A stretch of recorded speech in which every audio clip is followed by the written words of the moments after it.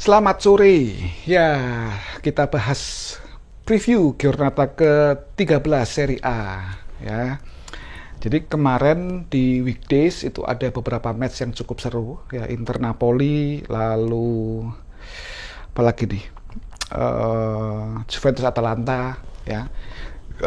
Dan memang kalau kita lihat dari dua Giornata terakhir itu tim-tim papan atas mulai kembali ke habitatnya di papan atas ya, mulai bersaing. Dari 6 tim saat ini di klasemen sementara itu praktis hanya Sassuolo yang masih bisa bersaing ya, yang lainnya mulai turun ke bawah. Dan ada 2 tim yaitu Atalanta dan Lazio. Atalanta peringkat 8, Lazio peringkat 9 yang mereka masih kesulitan, tapi saya yakin ya nanti mulai tengah musim lah ya, tengah musim menjelang akhir itu harusnya 2 tim ini mulai merangkak ke papan atas ya, terutama Atalanta yang memang memiliki permainan yang sudah cukup matang dan skill individunya memang mereka bisa bersaing lah di papan atas ya, terutama di zona Liga Champion. Oke, langsung aja kita ke matchnya Fiorentina Verona ya. Ini nggak usah terlalu dibahas ya, tapi yang pasti Fiorentina masih sangat kesulitan di bawah Prandelli. Ya, kalau buat saya sih Prandelli ini agak terlalu berani merubah formasi timnya ketika dia men-take over dari Iacchini. Ya, kita tahu Iacchini kan menggunakan formasi 3-5-2. Prandelli langsung merubah ke formasi 4-2-3-1 ya kalau nggak salah ya. Ini sangat berbeda cara permainannya, ya skemanya tuh sangat berbeda jauh ya. Dan kalau buat saya ya ketika nonton pertandingannya Fiorentina pertama kali dipegang oleh Prandelli itu kacau balau mainnya. Ya, dan sampai saat ini di bawah Prandelli di Serie A Fiorentina belum pernah menang, sehingga Verona sendiri sebenarnya masih naik turun, tapi kalau melihat performanya Fiorentina berat nih buat Fiorentina untuk menang ya di match kali ini. Ya Verona sedikit lebih unggul lah, meskipun mungkin hasil seri juga sangat memungkinkan. Oke, lalu ke matchnya Sampdoria Crotone ya. Sampdoria ini secara materi juga harusnya lebih unggul daripada Crotone.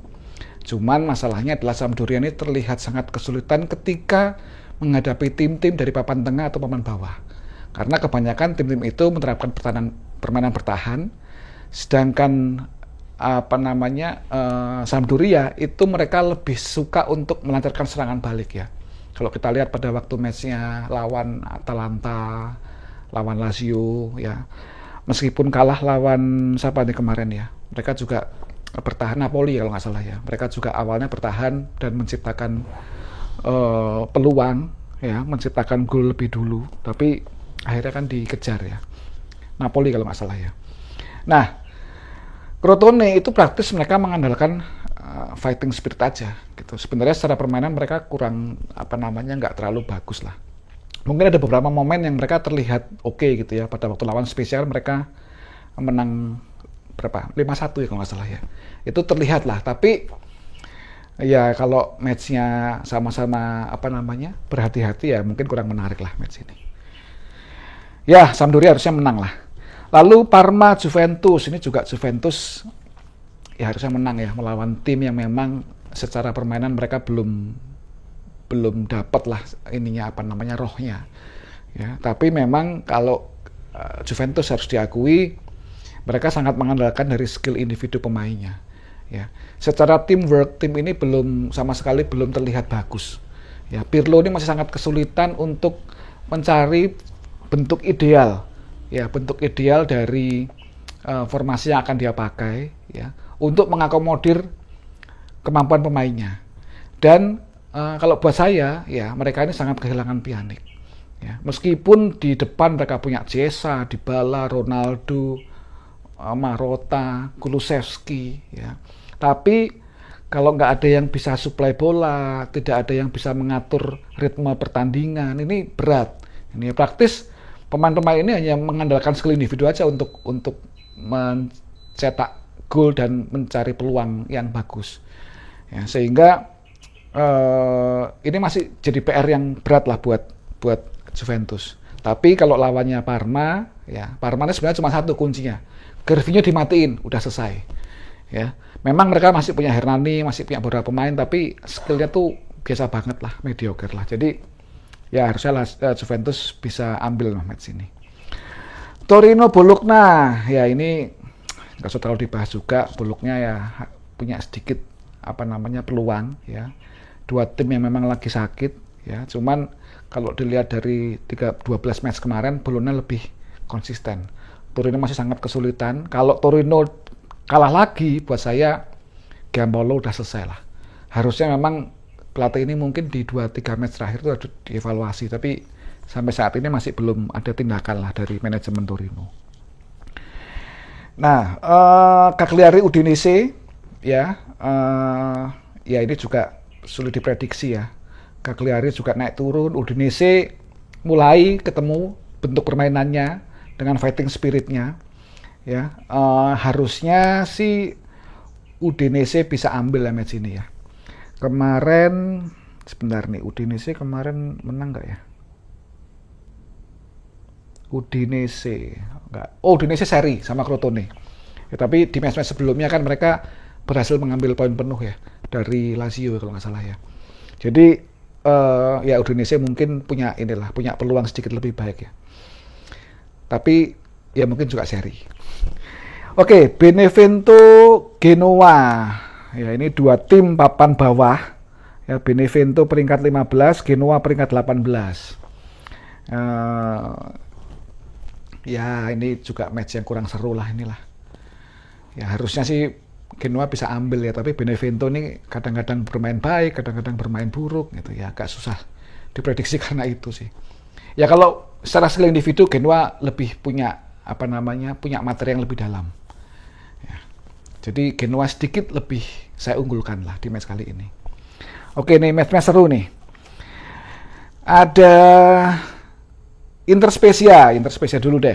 Inter Spezia. Nah, Spezia ini bukan tim yang bisa diremehkan karena mereka mengandalkan permainan yang atraktif, berani untuk keluar menyerang, melakukan high press ya. Memang pada waktu kemarin lawan Crotone yang mereka kalah 5-1 itu mereka tidak memasang Gyasi sama Enzola. Jadi pemainnya Crotone ini agak nyaman lah di belakang sehingga mereka berani untuk keluar menyerang. Tapi ketika Gyasi dan Enzola main, ini lini depan Spezia ini memang terlihat jauh lebih punya kualitas. Ya, cuman memang tim ini ya itu handicapnya adalah mereka ini terlalu frontal menyerang, ya kadang-kadang lupa untuk bertahan. Memang high press, tapi ketika high pressnya lepas, ini selesai nih. Gitu. Berkali-kali mereka tuh kebobolan dari situasi seperti ini. Dan ini sebenarnya yang disukai oleh Inter, karena Inter itu termasuk tim yang suka melawan tim-tim yang bermain terbuka dan menyerang. Ya ketika mereka menghadapi tim-tim yang parkir bis ini agak kesulitan, karena ya secara formasi, secara permainan kan Conte ini nggak terlalu banyak berubah ya. Mungkin hanya match lawan siapa tuh kemarin yang dia merubah formasi ke 4 back setelah tertinggal. Kalau nggak salah lawan Cagliari ya kalau nggak salah ya. Nah tapi ya Spezia kalau nggak memperbaiki ini, menurut saya Inter berpeluang lebih besar untuk memenangkan pertandingan. Apalagi Vidal udah sembuh, Brozovic ternyata juga nggak cedera, mereka bisa memainkan Sensi. Ya di lini tengah, Barella nggak tahu ya, mungkin 50-50 ya. Tapi di lini depan juga Lautaro Lukaku bisa main ya meskipun Alexis Sanchez masih cedera. Ya. Jadi buat saya sih Inter apalagi main di kandang ya, meskipun kalau di kandang juga Inter juga agak ya hasilnya mungkin nggak sebaik ketika main di tandang. Tapi melawan Spezia Inter harus menang. Oke, lalu ke Sassuolo AC Milan ya, ini juga match yang seru buat saya karena Sassuolo dan AC Milan ini memiliki tipe atau karakter bermain yang sama. Mereka berani keluar menyerang, membangun serangan dari bawah cukup fluid, ya dan formasi yang Milan ini kan 4-2-3-1. Ya, kalau buat saya 4-2-3-1 itu adalah formasi yang memang benar-benar menyeimbangkan dari sisi zonanya, ya, zona per masing-masing posisi. Dan cuman memang handicapnya di formasi ini adalah strikernya ini memang harus benar-benar top ya, karena mereka benar-benar ujung tombak sendirian kan, seperti itu. Dan Ibra kan masih belum bisa main ya, selama ini dipasang Rebic, tapi Rebic kurang lah buat saya Ya, di sisi kanan Saelemaekers, sisi kirinya Brahim Diaz mungkin ya, atau Leao, ya tengahnya Çalhanoğlu. Kalau mereka ini bermain normal ya, buat saya sih Milan punya peluang sedikit lebih baik lah dibanding Sassuolo. Sassuolo sendiri itu mereka ini masih terlihat apa ya, tim muda ya, kadang bermain sangat bagus, kadang kesulitan ya, dan kalau kita lihat trennya sih sebenarnya di akhir-akhir kan Sassuolo mulai kesulitan untuk menang. Nah, kita lihat. Nah, kalau saya pribadi sih, saya sedikit mengunggulkan AC Milan, meskipun saya berharap Sassuolo yang menang. Ya, agar lebih seru nih Serie A nih. Gitu, kalau Inter menang, Milan tertahan kan bisa disalip sama Inter itu. Jadi kalau harapan pribadi saya sih seperti itu. Tapi secara objektif saya melihat Milan sedikit lebih unggul dibanding Sassuolo. Ya. Ya udah itu aja mungkin. Jadi AC Milan sedikit lebih unggul lah kalau buat saya, meskipun bermain di kandangnya Sassuolo ya. Lalu Atalanta Roma, ya ini juga tim yang memiliki apa namanya cara bermain yang sedikit hampir sama, meskipun kalau kita lihat Atalanta ini mereka lebih frontal untuk melakukan apa namanya ofensif, mereka juga berani melancarkan high press defense ya. Sedangkan kalau dari sisi Roma itu mereka memang memperkuat di lini tengah. Formasinya kan 3-4-2-1 ya. Mereka tidak melakukan high press, tapi mereka benar-benar menumpuk pemain di tengah dan berharap mereka bisa merebut bola di zona tersebut sehingga mereka bisa melancarkan serangan. Nah, mereka sangat bergantung kepada sisi kirinya itu ya, yaitu Spinazzola. Ya, sisi kiri Spinazzola, Kastrop ya bermain kadang bagus kadang enggak, tapi kuncinya di situ. Dan dua yang mendukung si Dzeko yaitu Mkhitaryan dan Pedro. Ya, kemarin Pedro kan nggak dipasang ya, mereka masang Pellegrini taruh di situ juga oke juga tuh mainnya tuh. Dan memang ini salah satu talenta yang cukup baik lah di Serie A. Jadi kalau ditanya ya ini 50-50 lah secara apa namanya peluang, tapi kalau lihat dari trennya itu Roma memiliki tren yang lebih baik ya, bermain di kandang Atalanta buat saya sih mungkin seri adalah hasil yang cukup pantas lah. Oke, yang terakhir nih Lazio Napoli ya. Lazio sendiri itu buat saya adalah tim yang apa namanya memiliki materi pemain yang cukup baik tapi kurang seimbang, karena di lini depan, lini tengah mereka oke, punya pemain yang bagus, tapi lini belakangnya ini masih amburadul.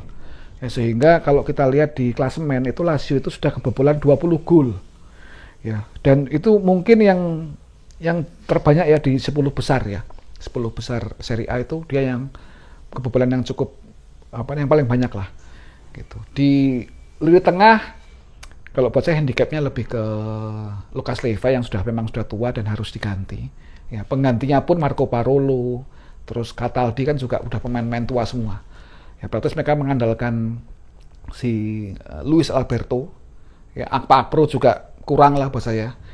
Ya, sama SMS. Ya, sedangkan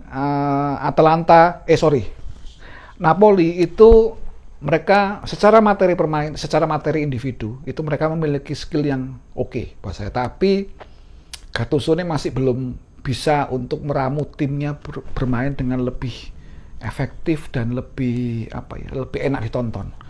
Ya, mereka ini kan memiliki 3 pemain depan yang lincah, yang punya skill, tapi cara bermainnya ini kurang efektif lah gitu. Sering crossing gitu kan, jarak antaranya juga terlihat nggak terjaga dengan baik, nggak rapat ya. Jadi mereka terlalu longgar gitu, sehingga memang ini cukup mudah dipatahkan oleh lawannya.